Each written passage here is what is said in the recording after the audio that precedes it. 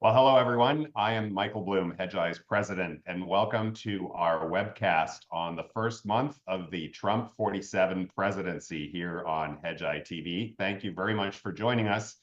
I am joined today by our Washington bureau chief, JT Taylor, former political operative and a close follower of all things macro policy in Washington, D.C. JT, thanks for joining us today.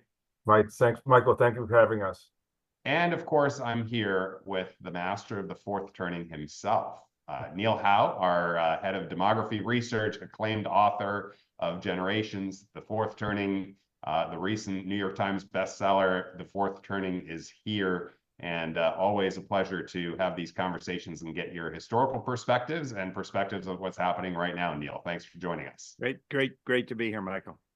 We have a great set of topics to dig into. We're going to have some data that Neil's going to walk through, a couple slides. We're going to take a look at appointments and confirmation hearings. We're going to talk about some of the policy initiatives that we've seen out of the White House here in the first 3-4 weeks. We're going to talk about geopolitical initiatives. We're going to talk about is the president actually following the law? Is the White House following the law? And what ramifications does that have?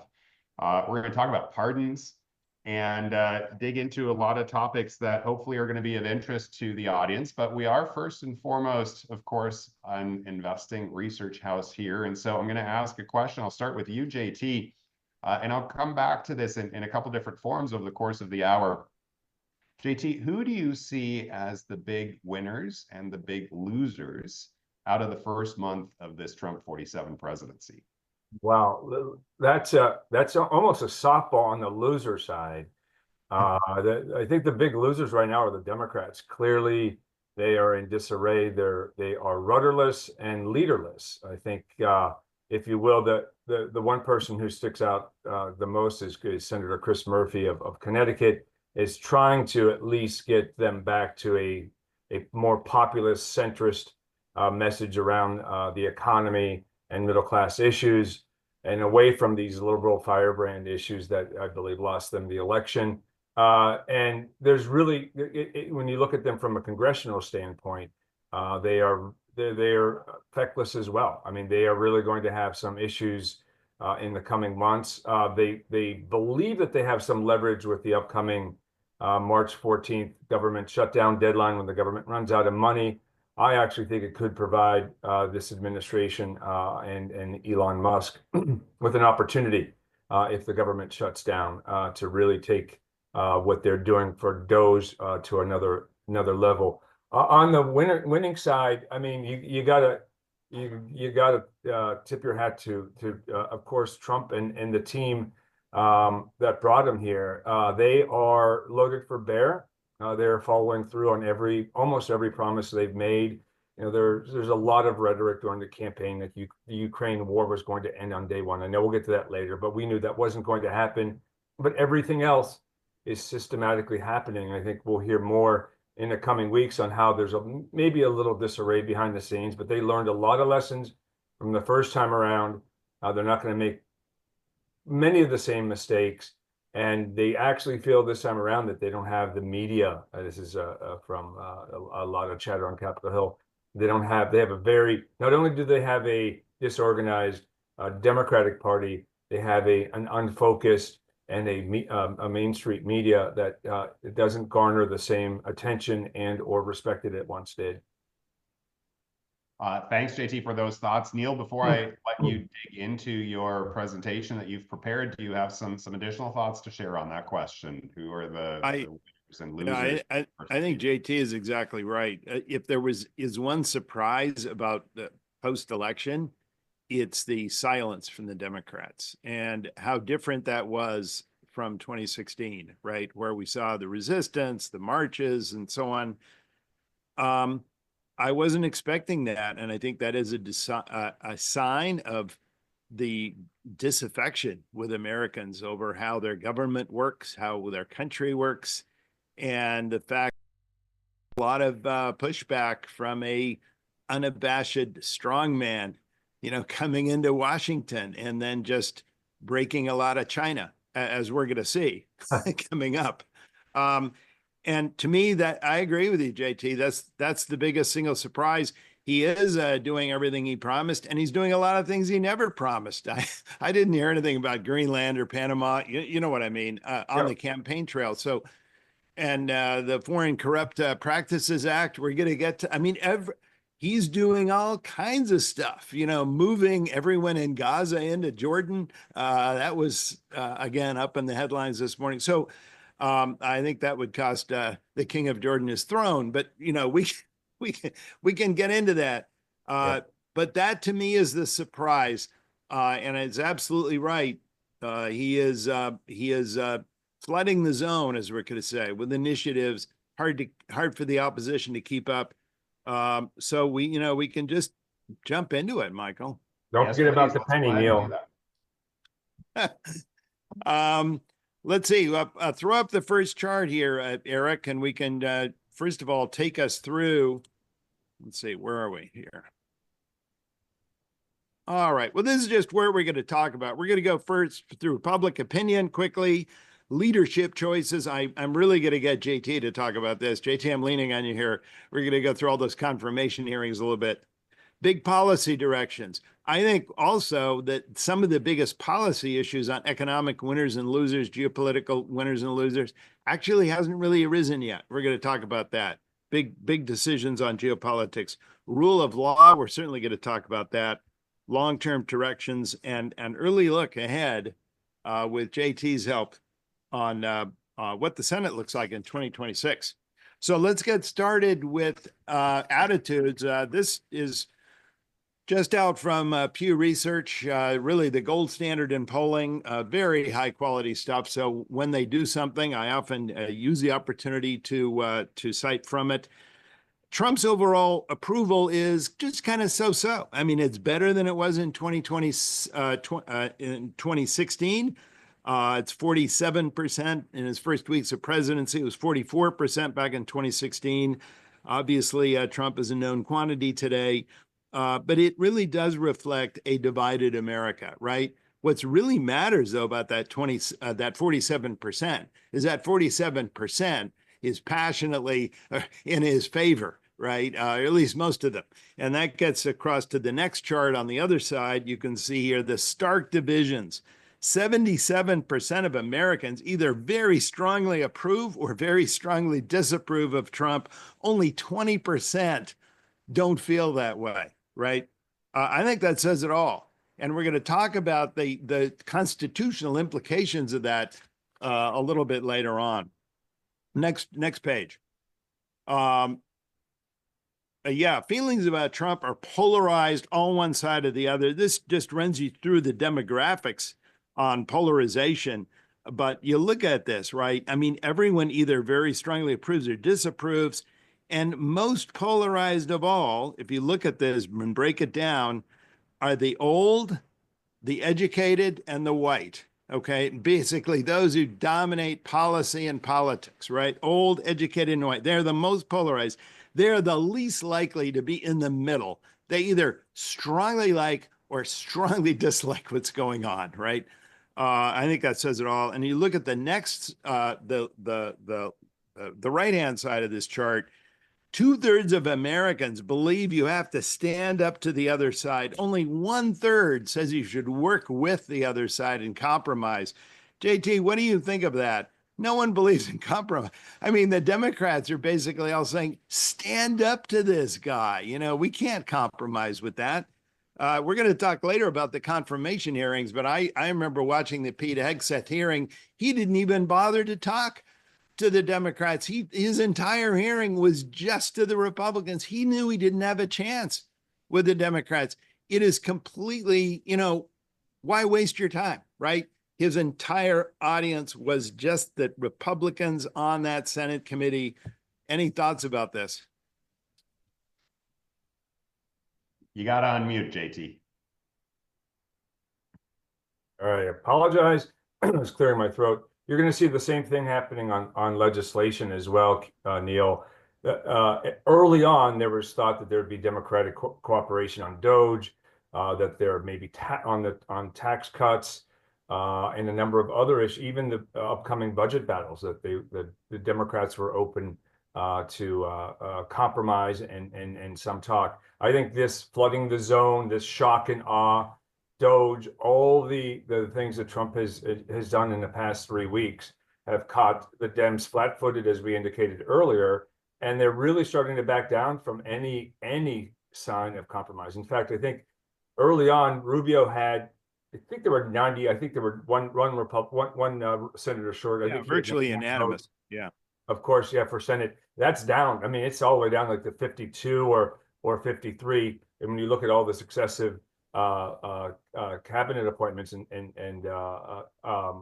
such, and so there's little appetite for compromise right now. I think the Republicans feel like they have the keys to the kingdom. Yeah, do they want the Democrats to play along? They're going to come back to them during the debt ceiling and some of the budget talks. Right now, there's no interest in. I'm not saying this in a partisan way, but there's no interest right now in working with the Democrats. And likewise, Democrats have no interest in really working with the Republicans if if they continue to pursue the agenda like they have for the past 3 weeks. And if the Republicans can push the rules and possibly push the Constitution, and we're going to get to that, their attitude is, we just might not even need the other party ever, right? And this makes me think of kind of 1936, and some of these weird scenarios that we've had in our constitutional history. Let me get to this next chart. This is, what do Americans like about Trump? Let's get to this next one. Well, what they like about him, they do like the fact that he has clear goals for what he wants for the country. And I think that also says something about where America is, right? 73% says he has clear goals, and even a lot of Democrats, give him that. What do people like about his talents? Leadership skills. Everyone thinks that Trump knows how to take charge, right? And he's the master of the art of bargaining. Just look at the way he's used the tariff, right? So it's all about getting up on your enemy. You want to be on his side. And that may say something about the mood of America today. They kind of want a winner. You might notice, though, at the very bottom of this list, what people, particularly among Republicans, acts ethically in office. So we might talk about Eric Adams and this transactional approach to justice that Trump has, right? And by the way, when he did say he wasn't going to prosecute Eric Adams, they made a point of saying, we didn't really look at the evidence. Yeah. What they did was they looked at the fact that it was the Biden people that were prosecuting him, and they didn't like them. The enemy of my enemy is my friend. And I'm sure Trump's attitude to the mayor of New York is going to be, you owe me one, buddy. Yep. Right? Okay. Same with the former Congressman Blagojevich of Illinois. Exactly. In prison for selling his Senate seat in the state. And he's got a pardon. Well, we could also likely be an ambassador, by the way. We could look at Ross Ulbricht, right? The guy who invented the Silk Road. He was pardoned, right, early on by Trump. Next chart, please. By the way, Neil, I mean, that was actually a central campaign promise he made to the Libertarian Party. Transactional. He made it to the Libertarian Party. He basically said, free Roth. Well, I'll do it. And he did. Promises I made, remember that campaign stop. He went into that Libertarian Party meeting. He got booed, and he just yelled back at them. He's like, why are you guys booing me? I'm the only candidate who's promising you that I'm going to do this right away. And he delivered on it, right? I know. But I must say, he's also a guy who at his campaign rallies brags about how the Chinese, one bullet for each drug offender, right? And they make the family of the victim pay for the bullet, right? So, I mean, here's a guy on anyway, it's a little mind-boggling. Next chart, we're going to go ahead and take a look at this. And this gets to what GOP voters do not want a Congress loyal to Trump. I'd like you to talk a little bit about this, JT, because this really gets at where Trump is going to have problems, perhaps, when it comes to that budget deadline and this big, beautiful bill he wants to pass. Take a look at this chart on the left, right? The majority of the GOP, these are GOP voters, say Republicans in Congress are not obligated to support Trump's policies. And, these are the guys like Thomas Massey of Kentucky. These are the guys who they're going to take one look at those deficit numbers and they're going to go like this, right? And what's Trump going to do? And I think that also explains why Americans are completely split about whether Trump will be successful in office. Yeah, and that 44% is rather high, by the way. I got to say, I mean, when you look at it over the years, over the decades, you've seen, inter-party fighting, intra-party fighting, and people sticking up. Right now, I think Republicans, it feels to me as if Republicans are on bended knee or knees, and they're not getting up. And I think you see that early signs of that were in the Senate confirmation hearings. You mentioned Hedgeye. I could go down the list on how you had a couple of very vocal Republican senators initially opposed to a cabinet nominee. And all of a sudden, this is what's remarkable about what's happened in the last 3 weeks, is that the Trump forces go out there and they start threatening primaries and making, their legislative life very, very difficult for them. And so they're really putting the pressure on these folks. And right now, the Republicans are complying. I think at some point it could backfire, but they realize that they have a very short window through which they can accomplish a lot of his agenda, and they need to back him as much and early as possible. It doesn't mean they're going to. As you said, you talked about Massey. There's also the Freedom Caucus, which is about 30 members strong in the House. Far-right members, really, really budget conscious. And those folks are going to give Speaker Johnson and Trump fits. That's why I may have mentioned this on a previous call. It's almost remarkable that Trump is sitting down with all 200, well, they're a few short. I think right now they're 217 House Republican members of Congress, face-to-face over the course of this month and into March. Just sitting them down, having them into the Oval Office or up over at the White House for coffee, just saying, I'm going to need you. I mean, you could imagine if you're a centrist, if you got some projects in your district, if you're a deficit hawk, a debt hawk, or whatever, he's going to say, you know what, you may need to take one for the team. So that's going to be his message. I don't think any president has ever done that before in history. And by the way, last weekend, he met with all 53 senators at Mar-a-Lago at a big dinner he hosted for them. So he is making this personal, and right now they are compliant. I think, as you said, the majority of these Republicans at some point will start to splinter, and you see that right now early on in the budget talks. I think the big secret, or I guess the key for Thune, Johnson, and Trump is to keep all of them together. And we'll get into another time. We'll get into this one bill versus two bills on Capitol Hill thing. Well, yeah, we're going to do another show on the whole big bill, right? Because that's going to come up. I will say, a whole show. It's a little bit of good cop, bad cop. You saw when Tulsi Gabbard came up for confirmation and they were about to vote. I believe it was Vice President Vance basically did a tweet and saying, anyone who votes no on Tulsi deserves a primary, right? I mean, think about that. These are guys, now the ones who are in deep red districts, they may feel, I don't need, I don't care about Trump's threats.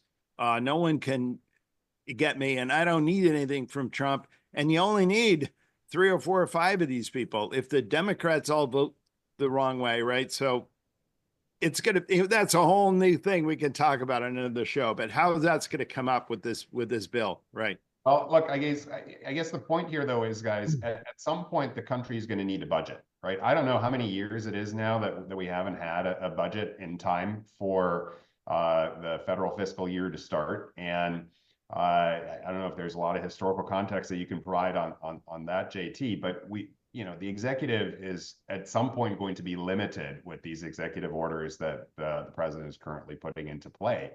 And how do you take this budget issue and a potential showdown on the budget in the context of the fourth turning? It seems that this is all about the debt, the fact that the country can't support the debt anymore, certainly not at the pace that it's been increasing the last couple of years with interest rates higher. to me, this is the critical issue. It's not all the social issues. Yes, they're important, et cetera. But, we need to pay our bills. And the way to do that is typically that you plan, you have a budget, you have Congress ratify a budget, and then the federal government goes about its business in a somewhat ordinary manner. And we haven't had that for, I don't know how many years now. I can't even remember when the last time. The budget process broke down a long time ago, Michael. And, you could imagine a different kind of regime, a massive CR, right?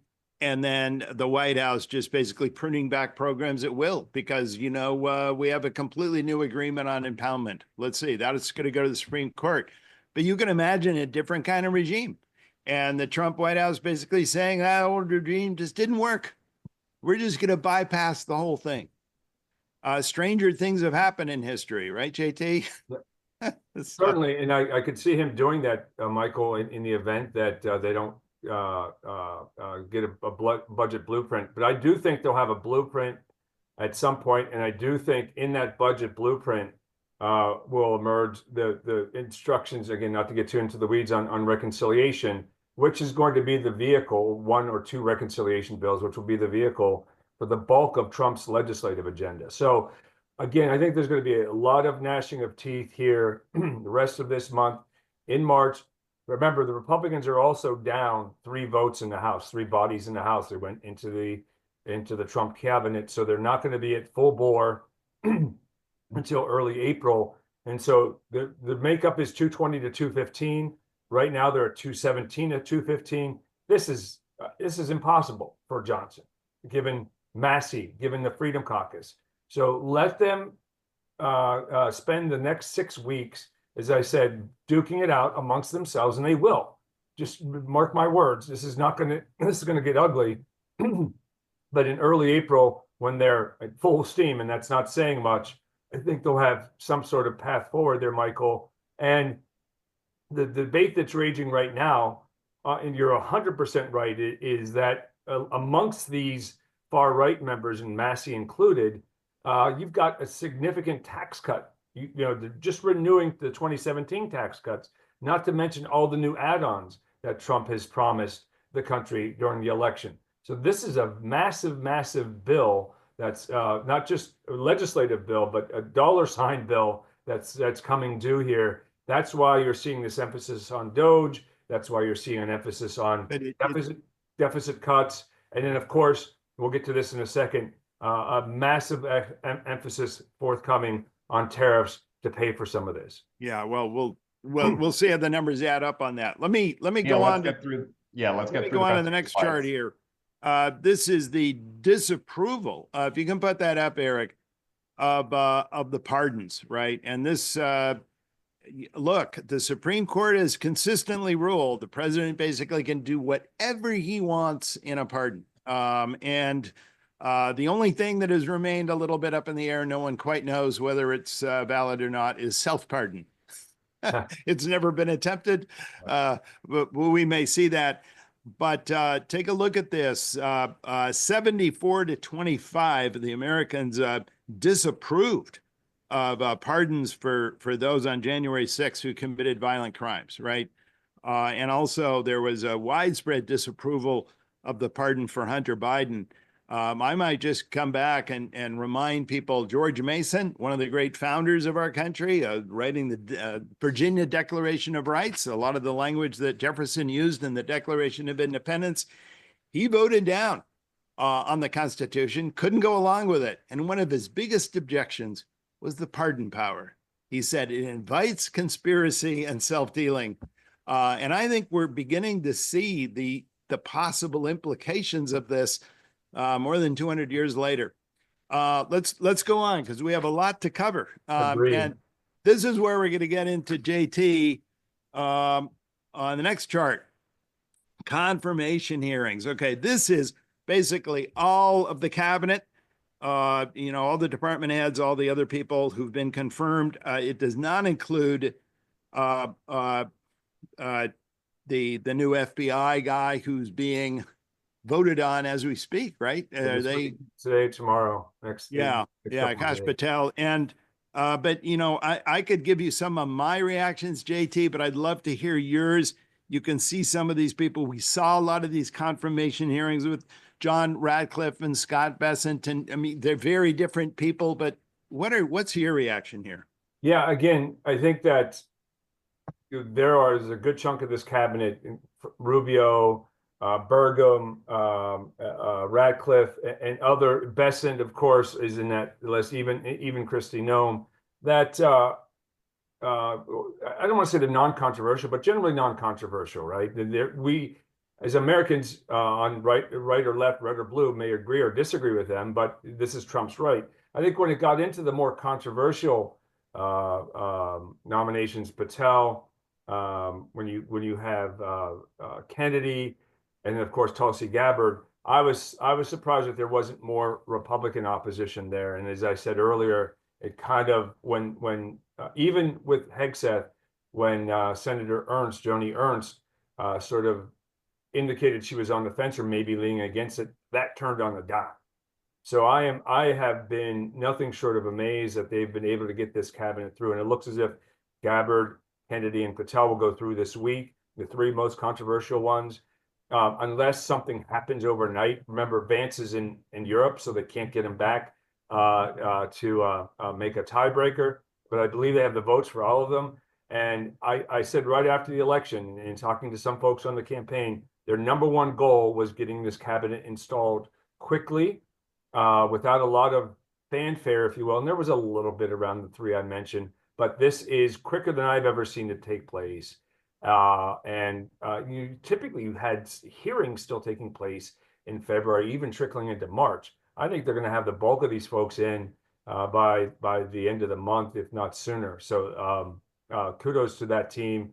And you know what? There's a lot of credit that goes to Vice President Vance. When not only did you have tweets like you mentioned earlier, Neil, but you also had him troubleshooting with senators on Capitol Hill. He's got a relationship with a lot of these men and women. It appealed to them directly, and he was quite effective at paving the way for some of these nominations. Yeah, I would say that it's interesting. Many of them, particularly some of the later ones, you're right, just went through on party votes. And this is the difference. There's less effort trying to get Democrats. It's basically just get all your side all fired up, so everyone's going to feel part of the team. And that's kind of disturbing when you think about it, kind of where the country's going. The one that I felt was most at risk was Tulsi Gabbard, just because of her past positions on security issues and visits to Iraq and Putin and everything else. But it seems, she's going to go through. RFK Jr. was a very iffy one. And actually, he had the most problems because he actually had some appeal from Democrats. I mean, he was one of those who, was really sort of in the middle. I will say that some of these people, Pete Hegseth, I watched with great interest, a really new approach to the Pentagon. Obviously not an insider, popular with the troops, a tremendous sense of energy, a real mission focus. I came out of that confirmation hearing really liking the guy, although personally, you have to say he's something of a minefield, just in terms of what's going to personally happen to this guy. He's either going to be a great Secretary of Defense or is he going to be ejected on a DUI in 6 months? You know what I mean? Something like that. Yeah, I think ask you here about the historical context a little bit again, Neil, because I read a lot of commentary over the course of these hearings, how these hearings have essentially become a farce, right? And they're trying to cater to a media landscape and a social media landscape that obviously historically didn't exist. And so this notion of advise and consent and asking probing questions and having a dialogue with the candidate to try to understand what they're really about has essentially gone out the door in favor of sound bites and sniping at them, and in some cases just being outright insulting. And again, in many cases, by the way, the candidates responding in an insulting fashion as well. So historically, the purpose of the confirmation hearing process and where we are here in the context of the fourth turning, where does this go? This doesn't get better in 4 years from where I'm sitting. No, it doesn't. But again, you have a winning side and a losing side. That's the thing about a fourth turning. You have our side, our community, and what we want to do is actually win, right? We want our results And whether you like them or not, you're just going to have to live with them, right? That is not the way the regime usually works. The regime usually works where there's a big middle, you know what I mean? And if you can win that middle over, that really changes the way you address people, right? You're trying to win the middle. You're trying to sound reasonable. That's not what they're doing anymore. That's because it's so divided. In fact, you almost want to be over the top for your side to give a real sense of tribal energy, even if it completely pisses off the other side. So I don't really mind the media, because I do think that it gets people interested in it. It certainly makes it transparent. It's a way for the public to enter the world of these people. I also thought that RFK Jr., some of whose positions, for instance, on vaccine, as you may know, I think are just crazy. But many of his positions, I think, hugely do make sense. His focus on health, his focus on general practice, rather than all the specialists who are robbing us blind and redefining what healthcare means, right? In other words, I was very intrigued by these people. They do seem to be a fresh way of thinking. And, you know, to that extent, I like them. I don't know. I would just kind of leave it at that. But I think JT's absolutely right. I've never seen this go through so fast. Yeah. And that's leadership energy. What? And there's a method to that madness. The faster they get them in, the faster they totally get agenda accomplished. Just one quick thing on Hegseth and DOD. You know, this might sound a little contrarian, but I do believe that Hegseth is going to be more of a figurehead there, and more, as Neil alluded to, more of like the rallying the troops type. You know, jury's out whether he's going to be a good sec def or not. But I think the power behind the throne, this is just my view, is Feinberg, who is a former private equity Cerberus CEO. He is going to be the deputy secretary. And if you look at everything that's happening, whether it's with Doge or where we need to take the military in the coming decade, it's going to take someone like Feinberg to transform that military, not Hegseth. That's my view. Yeah, well, certainly the Defense Department needs to do a lot differently and 100%. hugely speed up their acquisition process. Yeah. Let's move on. Big policy directions. That's next up. Maybe we can throw a chart up. Look, what is Trump doing now? Obviously, new personnel. He's doing that very successfully, getting his choices through. I think Matt Gaetz was the only one that was turned down, right? That's it. One. Yeah. And just interestingly, just new personnel, but also the return of two really critical people here that not a lot of media attention is brought to. And one is Russell Vought, who's the director of the OMB. He's returning, and the second in the Trump 2.0, he was OMB director in Trump 1.0, one of the big authors of Project 2025, and is pretty much going to be the mastermind of, or the counterpart to Musk and the Doge when you look at slimming down the federal government. The other is Peter Navarro, inside of Trump's orbit. He was in Trump 1.0, special advisor on trade, very, very protectionist, pro-tariff advisor, has been over the decades. He's back in the West Wing, in the Trump orbit. That's just as important as having Bessent and Lutnick at Commerce and Treasury from a trade standpoint. This guy has Trump's ear. This could be the first time since David Stockman, when the head of OMB could be a huge driving force. I'm old enough to have known David Stockman back when he was in there. We worked together a little bit back in, 1981 when he came in. His face was on the cover of Time magazine. I mean, that was how big it was. It's going to be interesting because Russell Vought also has very strong constitutional views on how radical this transformation of the budget's going to be. We do have a list here of big policy directions: new personnel, immigration control, obviously, getting tough with neighbors. I mean, we've seen a lot of that, right? And the anti-woke cultural agenda. Basically, the stuff that he was most popular with Americans, that was really the motive force pushing him in. He's gotten to work on that really fast. Where he's mostly deferring, it seems to me, the big geopolitical issues, China, Iran, Russia, Ukraine, and Israel, Gaza, although he's beginning to move on that. We're seeing this thing about, moving all the Gazans, into Egypt or Jordan. We'll see about that, right? But a lot of those things are out there. He really hasn't said much yet, right? That's one thing that's still on hold. The new tariff regime. These tariffs we've seen have been intimidation measures. What's the new long-term regime going to be? How is it going to fit into fiscal policy?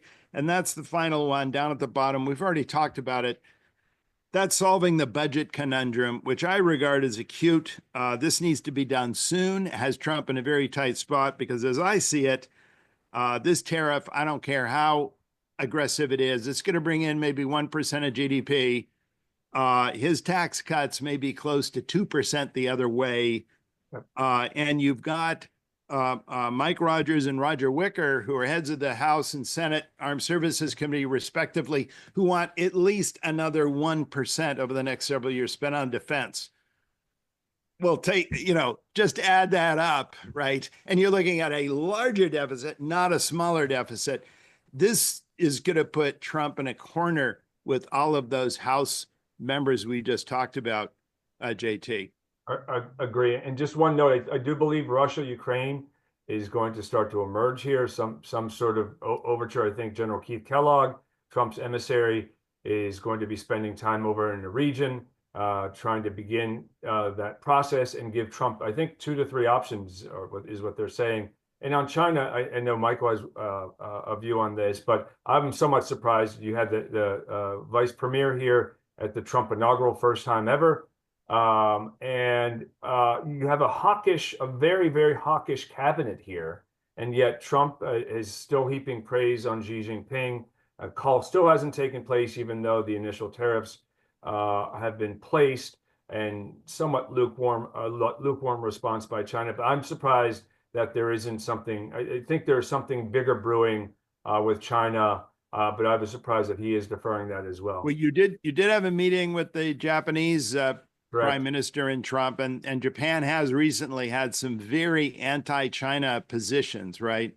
So it's not all one way. I mean, you do have, yeah. But I think in general, he's been very masked on what he's going to do about China. We know that China is on his mind. We know what he thinks about China. We know Trump's whole history of anti-China stuff, but he's been very opaque there. And so every advisor, every cabinet advisor is a hawk. Totally. Look at from Rubio on down, all of them. Rubio on down, every single one. And there's one person in his orbit who is not, and that's Elon Musk. That's true.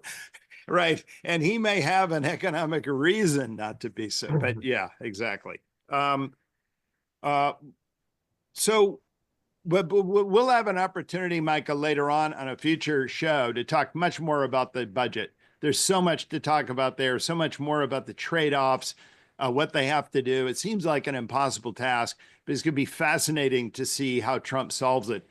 All right, can we move on? Let's move on to Trump pushing the legal and constitutional envelope. There is so much here, JT. I despair of even getting started here, but let me just start with a few things and point out the territory of where he's transgressing, right? First of all, let's start with the Enemy Aliens Act of 1798. And I think, like a lot of Americans, when he heard that inaugural speech, it's like, I remember back when I took high school history at the XYZ affair, John Adams, the quasi-war with France.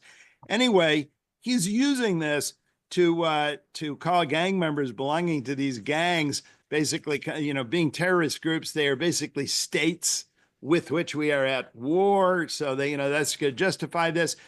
And the other one was enacting tariffs by invoking the International Emergency Economic Powers Act of 1977. Never been used so far for tariffs. I think actually both of these are fine constitutionally. The Constitution has traditionally give Trump huge latitude on tariffs, on immigration. I think as Justice John Roberts once said, the decisions on immigration by the Supreme Court exude deference to the executive branch. So I think Trump's okay on all of this. Refusal to enforce a TikTok ban. We just talked about the Foreign Corrupt Practices Act. I'm sure there are a lot of other things. I think that when you look at Article 2 of the Constitution, that the president is supposed to take care to faithfully execute the laws. Um, JT, I don't know, but when it's one thing to decide not to prosecute an individual, it's another to say that you are not going to enforce a law. Doesn't that violate the Constitution? I'm sorry, just kind of a straight up answer. 100%. And you see Vance promoting that. So maybe we just won't, before he left for Europe, but maybe we just won't abide by the judge's rules. They should not be, we run the executive branch. They should not be government. We're government. I think a lot of this is meant to push a member, a former member of Congress said it best about 2 weeks ago to me. He said, it's President Trump, it's Speaker Trump, and it's Majority Leader Trump. We're soon going to see whether or not it's going to be Chief Justice Trump. I was just about to say that's the final thing, and so he is going to be pushing the envelope as many times as possible, all the way up to the big house, if you will. But as Russ Vought puts it in his, now an essay that's being widely noticed. This is called radical constitutionalism, basically just completely reshaping the Constitution around the executive branch. Let's go on to the next one. The next two involve hiring and firing. And as you know, this is we don't have time to go into any depth, but this is a long issue in the history of the Constitution. Many positions, the Senate is required to give advice and consent on hiring. But it's generally been regarded as, in general, the president has the ability to fire. In most cases, there are two big exceptions, and Trump is pushing the boundaries on both of them. One is what's called inferior officers. These are people in the civil service. Now, what he's doing is he has his Schedule F. I think he's now relabeled that Schedule Policy/Career. Sounds a little bit better than Schedule F. Yeah. But he's basically expanding the political appointees from about 4,000 to eventually about 50,000. Well, in a workplace of, 1.7, 1.8 million people, that's not a huge share, but I think that's a significant change. And that's probably within Trump's power to do, right? I think the idea of the unitary executive is becoming more popular with the Supreme Court. The other thing he's doing to push the envelope is firing so-called independent commissioners. He fired the inspectors general, by the way, without, they actually, I don't think, were political appointees. So he probably, violated all kinds of process there. But he fired Gwynne Wilcox, who's a board member of the NLRB, and actually pushes that board now to only 2 board members. It lacks a quorum. It can't make any decisions. So the National Labor Relations Board is basically a defunct entity just sitting there. He's not supposed to be able to do that, right? Only for cause. Especially the IG, when you talk about the inspectors general, when you talk about the Office of Government Ethics, these are not nonpartisan. This is not deep state stuff, but these are types there to protect against abuse here in many cases. So that to me has gone a bit too far. Weeding out the fraud, waste, and abuse in government, having served in an administration years ago, I saw it day in, day out. I don't know what the percentage of the workforce should be eliminated, but it should be a pretty significant percentage. But when you look at some of these folks that are supposed to act independently, Office of the Special Counsel as well, that's somewhat problematic. But again, I don't. There's not going to be much resistance to this. There are only about 10 or 11 agencies which actually have these rules. And one of them is the Fed. Let's not forget, Michael, this is going to come down to the Fed, right? The Board of Governors. But another one is the SEC. The other one is the FTC. You go down. These are major ones. Social Security Administration. These all have people that are only supposed to be fired for cause. There is a group on the Supreme Court. I know it's Gorsuch and Thomas, who are both in favor of that, of basically reversing Humphrey's executor, which is a decision of 1935, which basically approves of these independent commissions. It is possible that the Supreme Court may actually rule in Trump's favor on this issue of independent commissions. That's always been a somewhat marginal issue constitutionally because it violates the unitary executive theory.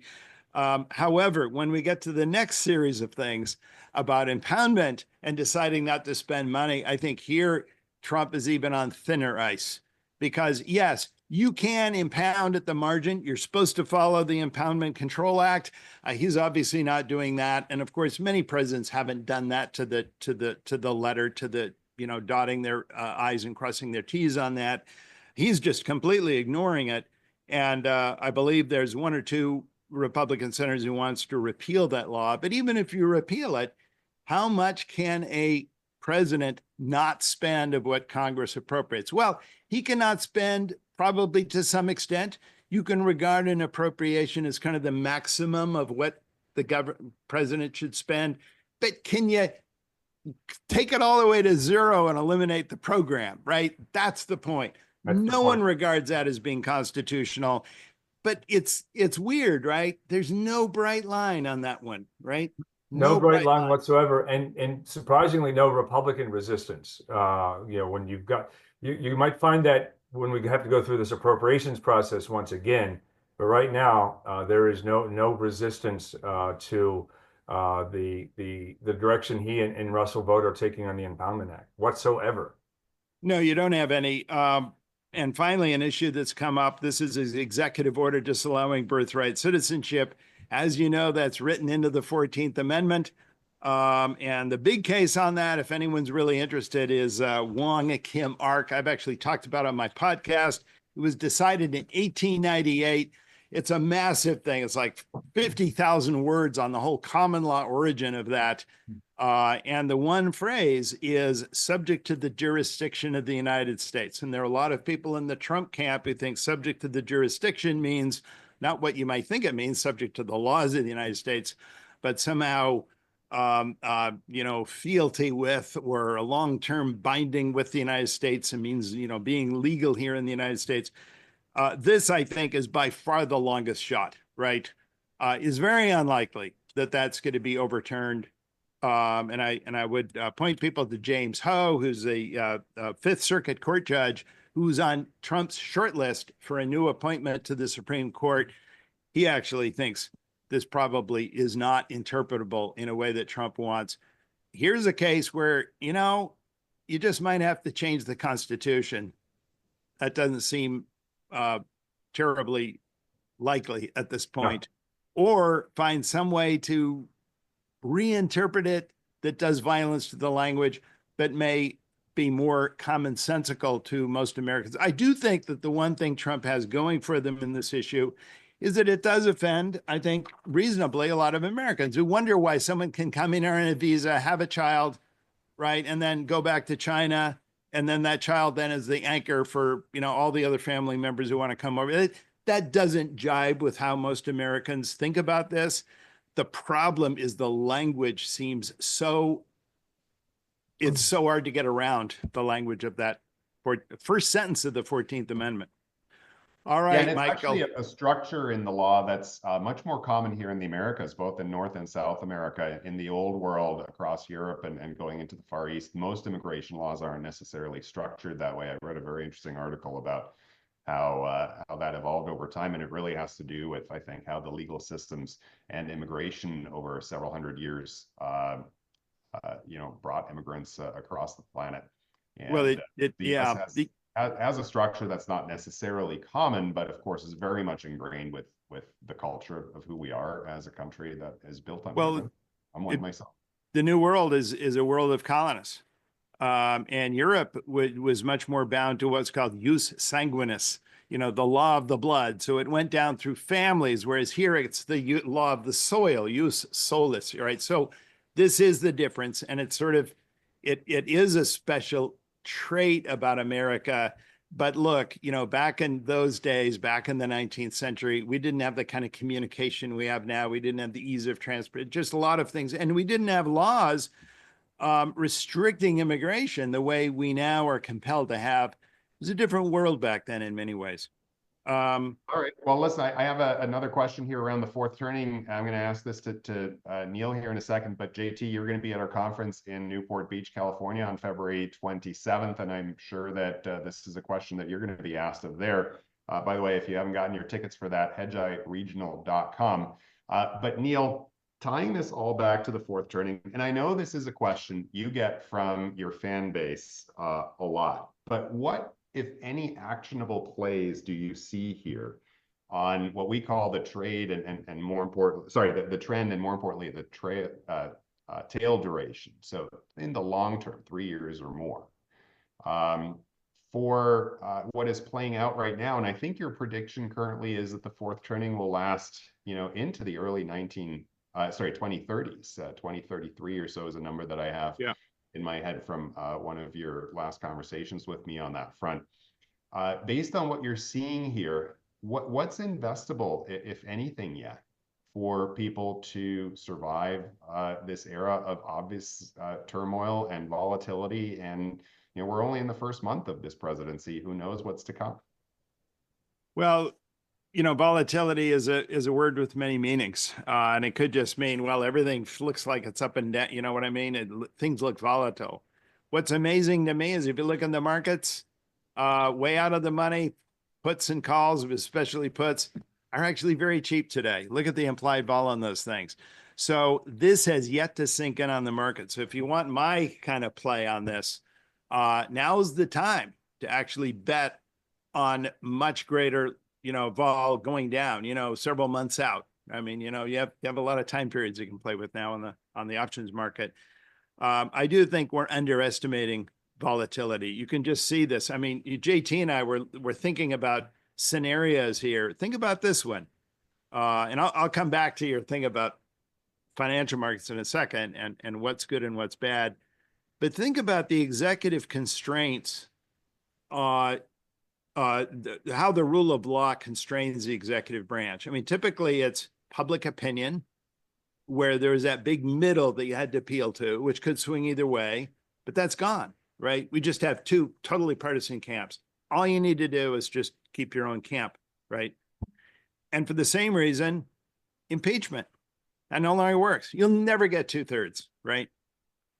And without public opinion and without impeachment, what does constrain? How are those district court judges? Very interesting. Today in the New York Times, it basically said one of these federal district court judges had, for a second time, with a little bit of irritation, saying, the Trump administration is not freeing up those funds that I told you to do, implying that if they had to do this again, they might have to, put some of these officials under contempt of court. Well, you know what that means? Fines, maybe dragging them to jail. But how would a district court judge drag these people to jail? Well, the U.S. Marshals. Well, guess who heads the U.S. Marshals? The Attorney General. It's Pam Bondi. It's another Trump team. What we have failed to realize is without these barriers, which are basically impeachment and public opinion, the executive has all the cards, right? It has all the power. We often talk about Congress and the executive. Congress has the power of the purse. Executive has the power of the sword. What does the judiciary have? Well, as Hamilton said in the Federalist Papers, the judiciary is the weakest of the three branches. And indeed, it is the weakest because it depends entirely on its prestige, on its credibility. Without that, you can ignore it. And we've had presidents, as you know, in our history, which have ignored the judiciary. And the most famous one, I think, in our history is Andrew Jackson with his famous words, right? Supreme Court Justice John Marshall has made his decision, let him enforce it. And that had to do with the Cherokee Indians. And after that came the Trail of Tears. But it has happened repeatedly. And the Supreme Court, and I do want to get JT's reaction to this, but the Supreme Court in its history has always been very wary about its decision-making because it realizes it cannot go beyond what an executive with the enthusiasm of a critical mass of America is willing to do. The Supreme Court does not want to risk an executive branch simply defying its authority, right? So I do think, JT, that not only on some of these issues is the Trump administration, depending on the fact that some of its own appointees have kind of switched the composition of the Supreme Court toward its favor on some of these issues, like the unitary executive is a good example. But also, I think there's an intimidation factor for the federal courts. Basically, you don't know about this guy, you don't know about this regime. They might just decide to defy you. And given America's lack of trust in the system, all institutions, including the courts, because, you know, the courts too are just politics, right? I mean, we're all on one side or the other, right? I don't know. Do you have a feeling about this, JT, on the danger of that? No, I think I agree exactly with what you said just now, Neil. I think that's the direction we're heading. I do think that there might be a bit of wariness. I think the Trump folks are going to pick their battles, but I do think they have a gauge of where the court could go on certain fronts, and they're going to push it in cases where they think they're going to win. And then on the defiance side, I think that's the next battleground. I think this judge that you had just mentioned, who said, "Look, you know, you haven't released the funds yet. This is the second time." I think you're going to see a lot more of that. And the question becomes, what's the response to that? If Trump and the team and his team just continue to defy court actions and court decisions, then we're entering a whole new realm that makes Andrew Jackson look like child's play. And what are the chances the Democrats come March, what is it, March 15th, may just say, well, we're going to vote against it. We just don't want to aid and abet Trump with any of this. I see that happening again. I do think that does give the Trump team an advantage, but we're a month away from that one. Right. No, I think this is a great point here, guys, to start wrapping this up. This is only the first in what is likely going to be maybe a three-part series of the first 100 days of the Trump 47 administration. Neil, if I can just recap quickly, I think what I heard is long volatility in the out months. There is going to be more uncertainty to come. Yeah, absolutely. And the other thing we can talk about next time is how we would assess which sectors are going to do better. Yes. And also the whole inflation risk in this scenario. So all of that coming. You bet. And I think maybe our next installment, depending on what happens here, we'll do this as needed to be timely and topical, but might be right after that March 15th deadline comes and goes, and we'll see where the country and our fearless leaders in Washington on both sides of the aisle have us steering towards at that point in time. Thank you so much for joining us, Neil, JT. Thanks for all of your thoughts. Have a great day out there, everybody.